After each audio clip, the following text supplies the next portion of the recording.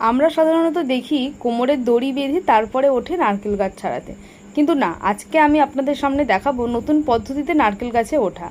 আমি ঘরে বসেছিলাম, হঠাৎ করে আমার ভাই এসে পিছন থেকে ডেকে বলল, মাম্পিদি ছুটে চ, দেখ কি সুন্দরভাবে গাছে উঠবে দেখবি। তো সত্যিই তাই, আমি গিয়ে পুরো অবাক। দেখলাম দুটো সাইডে ওই যে দুটো পায়ে যে দুটো অংশ, দুটো কিন্তু আলাদা আলাদাই। একটা আগে বাঁধলো, তারপরে আরেকটার সঙ্গে আরেকটা বেঁধে, নিজের কোমরে দড়ি বেঁধে, আর ওই লোহার ওপরে যে পায়েটা রাখার জায়গা, সেটাতে একটা একটা করে পা দিয়ে কি সুন্দর ওপরে উঠে গেল। আমার তো দেখে দারুণ ভালো লাগলো। আমি আবার কাকুটা গাছ থেকে নামার পরে কাকুটাকে জিজ্ঞাসা করছিলাম, কাকু আপনি এটা কি সুন্দর বানিয়েছেন, দেখি আপনারই বুদ্ধি? বলছে মানা কিছুটা অন্য বলেছিল আর কিছুটা আমি নিজে।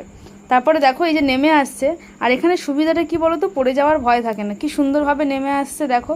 পাটা রাখার জন্যই ওদের সুবিধা হয়, আর একদম অনায়াসে নেমে আসছে। আবার দড়িটা কিন্তু কোমরেও বাঁধা নেই, তারপরে আবার দেখো টুক করে নেমে গেল। Thank you.